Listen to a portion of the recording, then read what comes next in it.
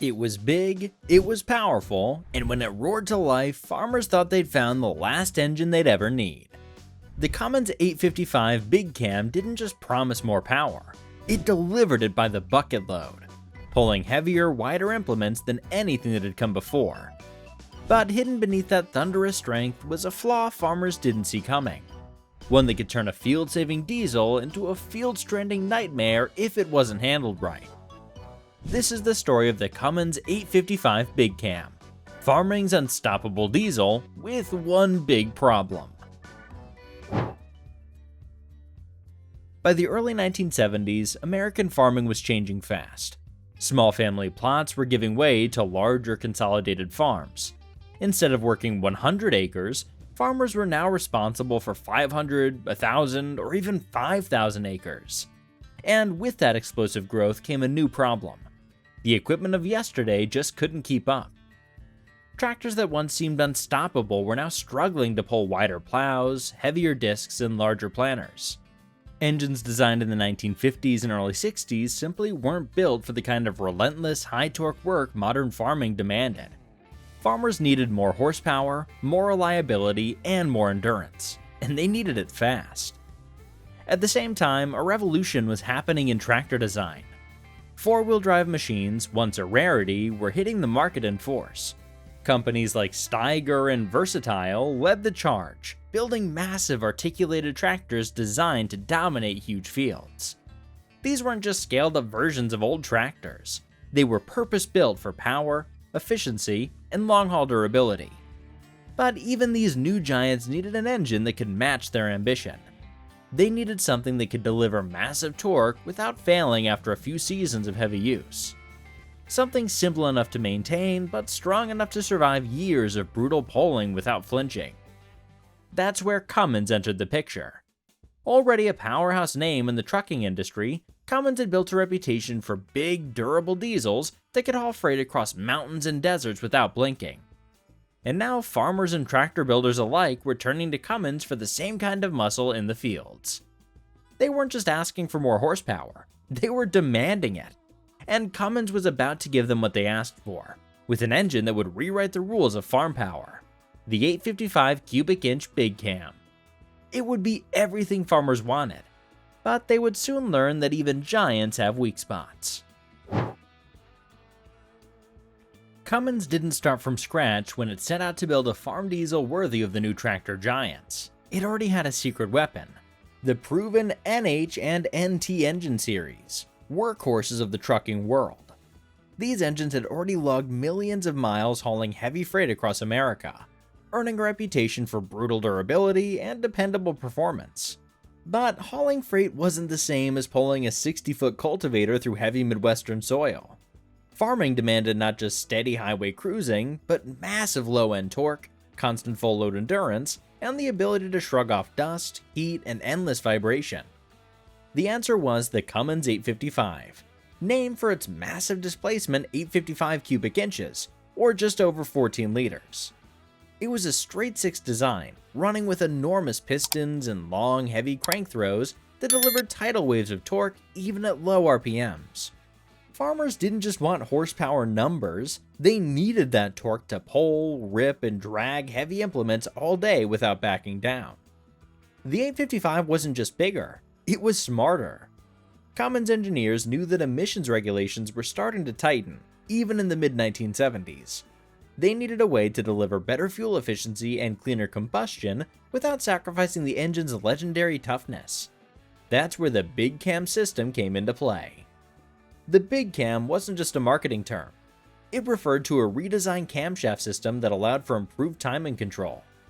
This allowed the engine to adjust its fuel more precisely depending on RPM and load, delivering better efficiency at cruising speeds without losing the brute force pulling power farmers demanded in the field. It was a clever solution, and it worked. Most of the time. Early Big Cams still relied on mechanical systems to manage this timing adjustment, and while they were rugged, they introduced new complexity that some operators weren't used to dealing with. Still, on paper, the Cummins 855 Big Cam looked like exactly what the new era of farming needed. Massive, simple, efficient, and powerful. Mounted in Steigers, Versatiles, and a host of custom-built monsters, it was rated to power the next generation of agriculture. But the real test was still to come, out in the dust, the mud, and the endless miles of open field work where reputations are built or broken. At first glance, the Cummins 855 looked like just another big inline 6. Massive displacement, heavy cast iron, and the kind of slow-turning strength farmers trusted. But hidden inside was something different, a system that set it apart from the diesels that came before it, the Big Cam. The Big Cam name wasn't just marketing hype. It referred to the engine's redesigned camshaft built with larger lobes than earlier Cummins designs. These bigger cam lobes allowed for more aggressive valve lift and longer valve duration, improving airflow, combustion efficiency, and overall performance, especially under heavy loads. But the real magic wasn't just in the bigger camshaft, it was in what the new design allowed Cummins to add: step timing control, or STC. Earlier Cummins engines had used mechanical injection systems with manually set timing, but the Big Cam introduced dynamic timing adjustment, the ability to automatically change injection timing based on engine RPM and load. At low RPMs, the STC system advanced timing slightly, giving better low-end torque and easier cold starting. As engine speed increased, the system adjusted the timing back, improving fuel economy and reducing emissions. It gave the Big Cam a broad, usable power curve, something farmers noticed the first time they pulled into a heavy field and the engine kept pulling without hesitation. The Big Cam continued using Cummins' familiar PT fuel system, a design that relied on a constant pressure fuel pump feeding injectors through external lines. The real innovation wasn't in the type of fuel system, but in how the timing of injection was dynamically controlled inside the injectors, thanks to the STC mechanism working off the new camshaft design. Internal improvements didn't stop there. Cummins also made refinements to the oiling system, improving lubrication to critical areas under high load. While better oil flow helped durability, it wasn't the defining feature behind the Big Cam name. The bigger camshaft and dynamic timing control were what truly changed the game. On paper, it was a brilliant evolution, but the added complexity of the STC system brought new risks. If oil wasn't kept clean, or if internal valves stuck, the timing control could fail. Engines could lose power, run rough, overheat, or even suffer serious internal damage under hard pulling. The first generation, what we now call Big Cam 1, offered massive advantages, but it also demanded more maintenance discipline than older farm diesels. Skip valve adjustments, ignore injector servicing, or let oil change intervals slip, and problems could stack up fast. Still, when it worked, and when it was cared for, the Big Cam delivered something few engines of the time could match: massive, relentless torque that seemed to go on forever, with efficiency that helped push farming into a new era of high horsepower machinery. It was a leap forward in diesel technology, but it made one thing clear: the future belonged to those who understood their engines, not just drove them. At first, the Cummins 855 Big Cam looked unstoppable. Mounted inside Steigers, Versatiles, and countless custom-built monsters, it hauled massive field equipment with an ease that left farmers grinning. But over time, cracks began to show, and they weren't always small ones. The biggest problem came down to the very thing that made the Big Cam different: the step timing control system, or STC. On paper, it was brilliant. In the real world, it was one more thing that could go wrong. The STC relied on clean oil, precise valve operation, and perfectly functioning mechanical controls to adjust timing on the fly. If any part of the system clogged, stuck, or wore out, the results could be catastrophic. When the timing went off, combustion temperatures soared. Engines would lose power, smoke excessively, run rough, or in worst cases, start damaging their own internal parts. Overheating could quickly crack cylinder heads, warp valves, and seize injectors. And in an era when most farmers were still used to simpler engines, diagnosing and fixing an STC malfunction wasn't always straightforward. Another problem was heat. Big four-wheel drive tractors pushed engines harder and longer than over-the-road trucks ever did. Long days of full throttle pulling under heavy loads stressed cooling systems to their limits. Some early big cam engines, especially in improperly spec'd tractors or hot, dusty climates, struggled with heat soak, a condition where the engine would continue overheating even after throttling back. It wasn't a design flaw in the engine itself, but it was a mismatch between truck-tested cooling designs and the brutal demands of non-stop field work. Fuel economy also became a sore spot. While the big cam offered real gains in fuel efficiency under certain conditions, heavy full-load fieldwork often canceled out those advantages. Many farmers found that the fuel savings weren't as dramatic as they had hoped, especially when pulling wide implements hour after hour. In a time when diesel prices were rising fast, even small disappointments at the fuel pump hit hard. Maintenance demands were another reality check. The big cam needed clean oil religiously, not when I get around to it. Injectors needed proper calibration. Valves needed regular adjustment. The STC timing mechanism needed careful inspection. Farmers who stayed ahead of the maintenance curve loved their big cams. Farmers who treated them like old Polestar diesels often found themselves stranded in the middle of a field with an engine that refused to run right. And because the big cam was more complex than traditional tractor engines, not every mechanic could fix them easily. Diagnosing issues with the STC system, properly setting injector rack heights, and understanding how dynamic timing interacted with the PT injection system required a different skill set than simply wrenching on old mechanical pumps. In smaller towns, mechanics who weren't familiar with the big cam's newer systems could make problems worse instead of better. By the early 1980s, the reputation of the Cummins 855 big cam had started to split. Operators who understood the engine's quirks praised it as one of the best diesels ever made. But operators who didn't give it the attention it demanded, or who simply had bad luck with early STC issues, remembered it as powerful but fussy. The big cam wasn't a bad engine. It was a great engine that demanded great maintenance, and not every farm was ready for that. For all the challenges the Cummins 855 big cam brought, there were places, and farms, where it absolutely dominated. The key was understanding what the engine needed: steady RPMs, full load, and consistent maintenance. When farmers delivered that, the big cam proved itself as one of the most unstoppable diesels ever built. Big four-wheel drive tractors like Steigers and Versatiles thrived with the 855 under the hood. These machines weren't built for stop-and-go work or light tillage. They were designed for setting the throttle, locking in the RPMs, and pulling heavy implements across vast fields for hours at a time. In these conditions, the big cam's broad torque curve and rugged endurance came alive. Unlike some smaller engines that could bog down or overheat under constant full load conditions, the 855 seemed to thrive as the workload increased. The torque stayed strong across its working RPM range, giving farmers the ability to maintain pulling power without hammering the engine to death. With the throttle steady and the cooling system properly maintained, the 855 could stay in its optimal range hour after hour.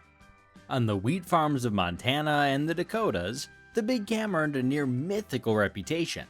Pulling 50 and 60-foot cultivators through tough prairie soil, these engines hauled from sunrise to sunset without flinching. Custom tillage crews working thousands of acres each season often chose Cummins-powered rigs specifically for their ability to survive brutal schedules where lesser engines wore down or overheated. Later versions of the big cam, especially the big cam 3 and 4, improved the design even further. Cummins refined the oiling circuits tied to the step timing control system, reducing valve sticking issues, and upgraded cooling systems by improving radiator capacity and airflow designs. These changes made the engines even more reliable under sustained heavy use, especially in hot and dusty conditions. Operators who stayed ahead of maintenance, clean oil, valve adjustments, injector calibration, found that the big cam rewarded them with incredible service life. Reports of 10, 15, or even 20,000 hours before major overhauls weren't unusual. In areas like the Canadian prairies and the American High Plains, the 855 became the backbone of high-horsepower farming for a generation. Even today, farmers restoring vintage Steigers and Versatiles still seek original Cummins 855 big cams. They aren't looking for fancy electronics or high RPM thrills. They want what the big cam offered: raw, simple pulling power that didn't back down when it mattered. The Cummins 855 Big Cam wasn't just another diesel engine. It marked a turning point in how farmers thought about power, technology, and the future of their operations. Before the Big Cam, most farm engines were relatively simple. Fixed timing, steady loads, basic maintenance. But the 855 demanded more, and in return, it delivered more. It brought dynamic timing, higher efficiency, and an entirely new expectation for pulling power and longevity. It wasn't enough anymore to have just enough horsepower. Farmers wanted engines that could dominate wide fields day after day, season after season, without flinching. The Big Cam helped define the rise of the modern high-horsepower four-wheel drive tractor. Without it, machines like the Steiger Panther 9170, the Versatile 875, and countless other four-wheel drive giants would have been harder to bring to life, or would have relied on much less reliable alternatives. The 855 made massive, high-efficiency farming not just possible, but practical, at a scale the world had never seen before. But its influence didn't end in the fields. The Big Cam's rugged simplicity and modular design also found new homes in industries that demanded non-stop performance. Oilfield companies, especially across Texas and Alberta, began using Cummins 855s to power drilling rigs, water pumps, and compressors. The same torque and endurance that pulled 60-foot cultivators across the plains now drilled thousands of feet into the earth. Irrigation operations across the Midwest and Southwest also adopted the Big Cam for high-volume water pumping. In regions where fields needed constant heavy irrigation just to survive a growing season, farmers trusted Big Cams to run day and night under brutal heat, seasons at a time, without missing a beat. Even on the highways, the Big Cam made its mark. Freight haulers praised its torque, durability, and easy serviceability, helping launch Cummins into dominance across America's trucking industry. Later engines like the N14 and ISX series owe much of their design philosophy to lessons learned from the Big Cam era: modularity, serviceability, and delivering massive usable power over long, hard miles. It also left a deeper legacy on farming itself. The Big Cam proved that diesel engines didn't have to be simple to be reliable, that with the right engineering and the right care, complexity could bring strength instead of weakness. It set the expectation that future engines would deliver not just peak horsepower, but broad, usable torque bands, efficiency under real-world loads, and rebuildability for the long haul. Even today, farmers restoring vintage tractors, truckers rebuilding old rigs, and collectors preserving classic iron still seek out the Big Cam. Because it wasn't just an engine. It was a tool that helped build farms, communities, industries, and livelihoods, one hard-earned acre at a time. The Cummins 855 Big Cam wasn't perfect, but it was exactly what the farming world needed when it needed it most: a giant with enough heart to change the game.